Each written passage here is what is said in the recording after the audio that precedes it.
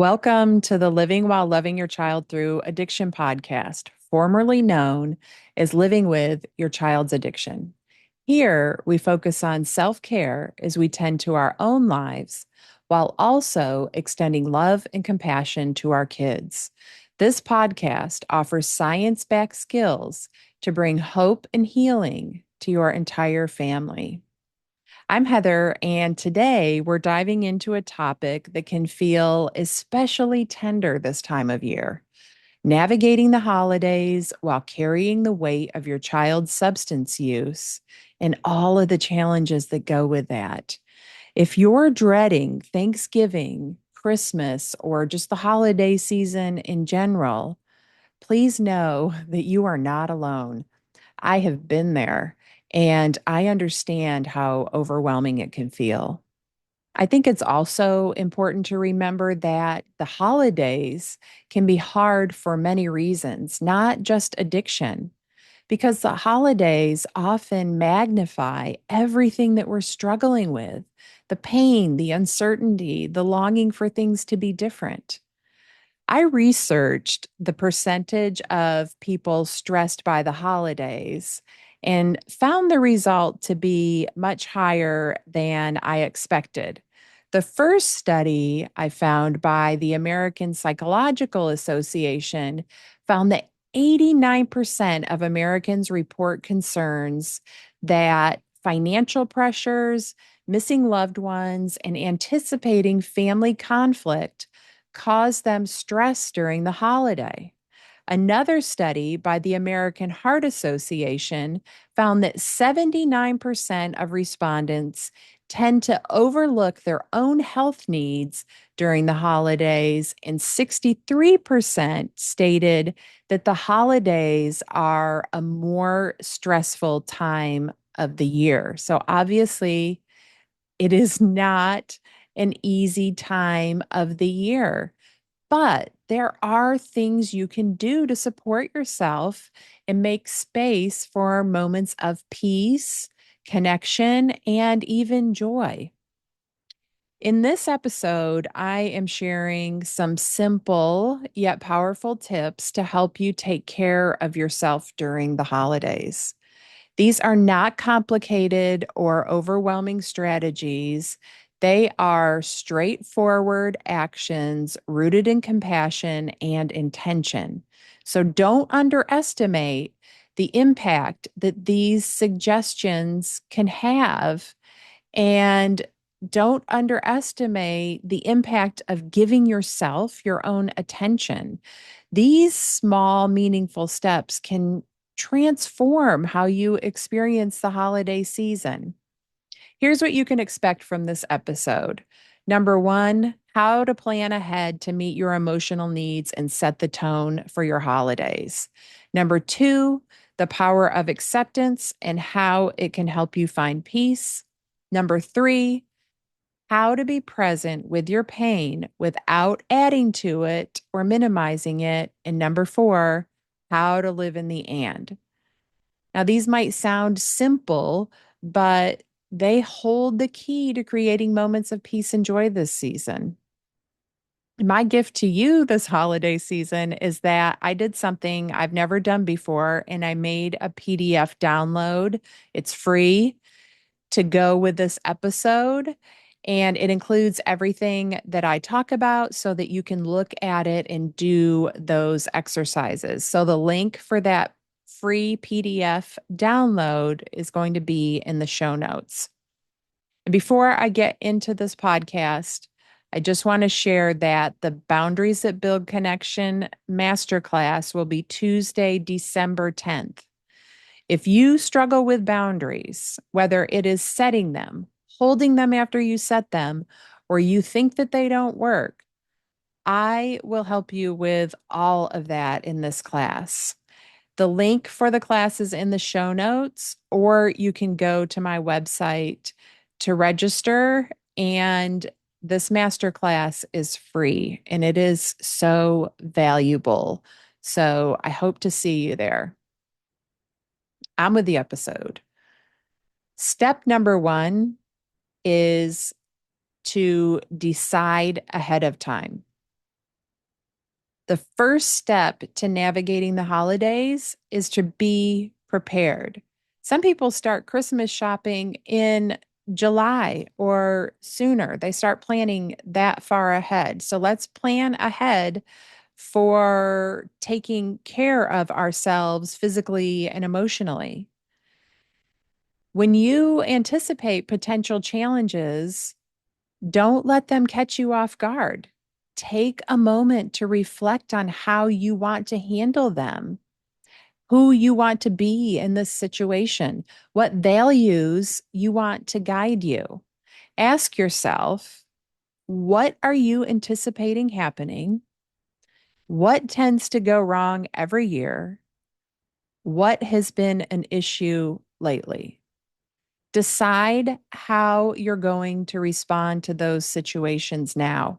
Write it down because when emotions are high, decision making skills are low. You don't want to be trying to figure it out in the moment. Having a plan allows you to stay intentional instead of being reactive. For me, I used to journal after every situation where reacted in a way that I didn't like. I wrote down everything that went wrong, why it went wrong, what I was thinking and feeling just before it went wrong. And then I also wrote down what I wanted to do differently next time. And over time, I reprogrammed my brain, and those intentional responses became my go to. And then I got to feel proud of my actions rather than regretting them all of the time. So here's another key for planning ahead is to plan something for yourself that you can do no matter what happens. So if your kid doesn't show up or the holiday doesn't go as planned, what can you do to create your own comfort and joy? It might be cocooning in a fuzzy blanket with a book, watching your favorite movie, running a holiday 5K, spending time with friends, whatever sounds good to you. Having a backup plan ensures that you will have something to look forward to. One year, I was so proud of myself when nobody showed up for Christmas after I had cooked this big meal for everybody. And I packed up that food and I took it to my daughter and her roommates. And it was not what I had planned for Christmas, but it just became this really beautiful moment of connection and love because I showed up in acceptance. And that is really a memory that I still cherish today. And speaking of acceptance, that is step number two, practice acceptance. I have a whole episode devoted to acceptance and a meditation about it. So I'm not going to go deep into this. But if you want a deeper dive into acceptance, you can listen to episodes number 102 and 103. I just want to remind you that acceptance is not approval. It is recognizing reality as it is without wasting energy resisting it or wishing it was different. Acceptance allows you to stop fighting the situation and instead focus on how to navigate it. During my daughter's struggle with addiction, I learned to conserve my energy by accepting the reality of the moment. This doesn't mean giving up hope. It means redirecting your energy to what you can control. Acceptance also means meeting your child where they're at, not where you wish they were. When I brought Christmas dinner to my daughter and her friends, I embraced the reality of her situation rather than dwelling on the story of what should have been or what I would have liked to have happened. That shift enabled me to have peace and joy in the moment and create a memory that I cherish today. Step number three, be present with your pain. This is one of the elements of self compassion. And if you want a deep dive into self compassion, I already have an episode about that too. That is episode number 38. One of the most powerful ways to navigate difficult emotions during the holidays is to be fully present with your pain. This means acknowledging it for what it is without adding to it or minimizing it. When painful emotions show up, let yourself feel them and just be with them. Avoid adding stories like, this shouldn't be happening, or this means I'm a failure, or I'm a bad mom or dad. Those thoughts don't reflect the truth. They only amplify your suffering. At the same time, resist the urge to minimize your pain and brush it away. You don't have to tell yourself that it's not that bad or that you should be grateful for the good things that are happening. They don't cancel each other out. Instead, focus on the sensations in your body. Where do you feel the heaviness, the ache, or the discomfort? Breathe into those sensations in your body and just be with them. Allow them space to exist without judgment. The goal isn't to make the pain disappear, it is to honor it, feel it fully, and allow it to pass. Emotions, when we meet them with presence, they tend to soften and dissipate more quickly. Being present with your pain is such a profound act of self compassion, reminding you that your feelings are valid and they are part of the human experience. When you let yourself feel your emotions without resistance or suppression, you create space for peace and even joy to coexist along with your pain. You have the capacity for all of it. You can feel sadness about what's missing and gratitude for what you have. This duality, the and, is where healing and resilience grow. The and means it's possible to hold two truths at once. This is hard, and I can take care of myself. I miss my son or daughter, and I can enjoy the people that I'm with. Addiction, it takes what it's going to take. There are parts of it that we cannot control, but we can choose what we give to it. I refuse to give addiction another holiday or any more of my life for that matter. My daughter, Helena, passed away just before Christmas 3 years ago. So this will be my fourth Christmas. I can't control that, but I can control how I show up for myself and how I experience the holidays without her. I have learned to honor my grief while also creating a meaningful life. This year, I started planning ahead for the anniversary of her passing and Christmas way in advance. I'm so proud of myself for that. I scheduled self care, meaningful activities, time with my friends. I even am going on a trip Christmas Day because that's what felt good to me. This practice of honoring both grief and joy has transformed my holidays. Each year, I've grown stronger. Year number one, I had zero expectations of myself other than to just survive the day. Year number two, I honestly barely remember, but I know that it was not as bad as year number one. Year number three, I decorated for the first time and I felt really excited that I actually wanted to decorate and didn't get angry when I saw the Christmas decorations that year.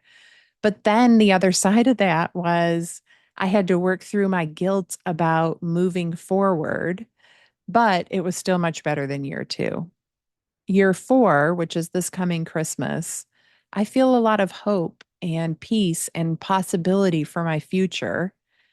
And I know that it's going to be significantly better than year three because I'm putting a lot of intention to it. I am gaining momentum in my healing. It has taken so much patience for me to get here. Something that I have really grappled with is how long it has taken to feel like myself again.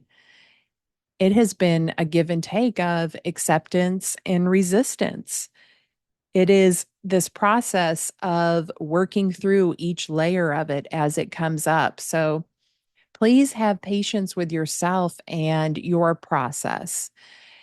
And know that your patience and your acceptance is going to ebb and flow. That doesn't mean that anything has gone wrong.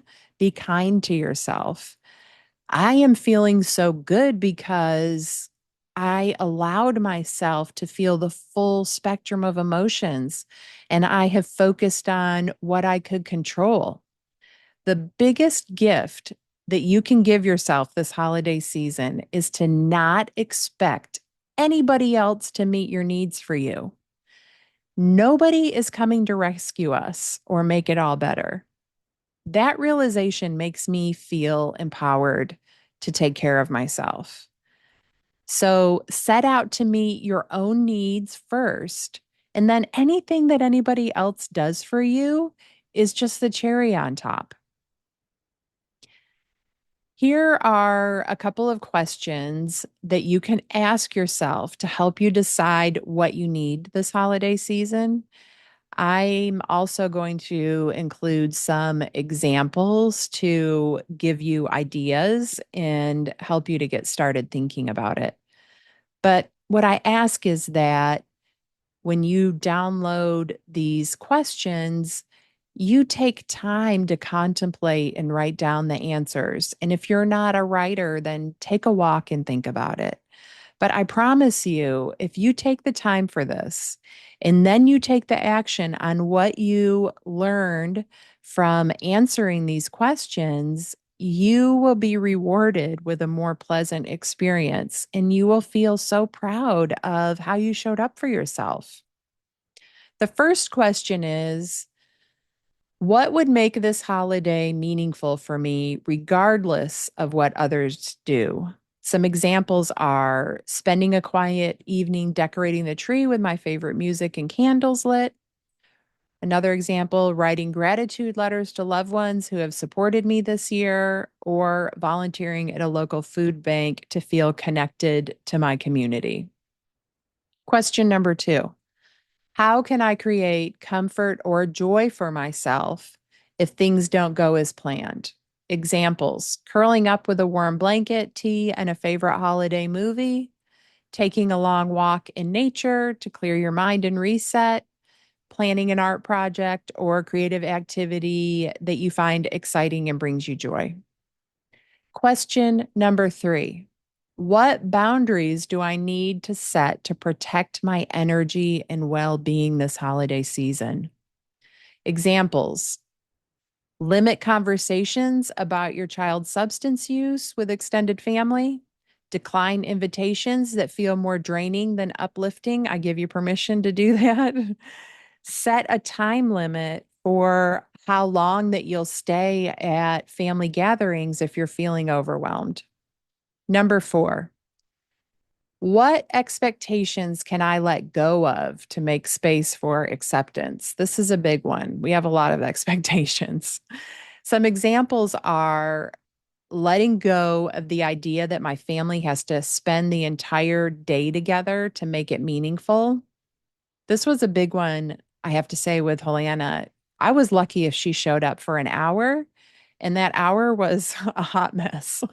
She was always high, completely distracted, already looking for a ride to get home the moment that she walked in the door. And it was really hard, but I just practiced accepting, like, this is what it means to have her at my house this holiday season. And I'm just going to be glad that she showed up at all. Another example to that, Another example of an answer to that question, what expectations can I let go of to make space for acceptance, is releasing the expectation that my child will show up or participate in holiday traditions, accepting that the holidays may look different this year, and that's okay. Number 5, last question. How can I honor my feelings while also living in the present moment? Some examples: allowing myself to cry when grief washes over me, then gently refocusing on the people who are present with me. A lot of people feel grief on the holidays and they don't identify it as grief, but just be open to that idea that maybe you're experiencing grief for the way things were. You can also journal about your emotions, set intentions in the morning for how you want the day to go, and create space to enjoy the rest of the day. Another example is taking a deep breath and naming what you're feeling while reminding yourself that joy can coexist with sadness. So, some final thoughts about this episode. I heard this the other day and I loved it. Taking care of yourself is taking care of those you love.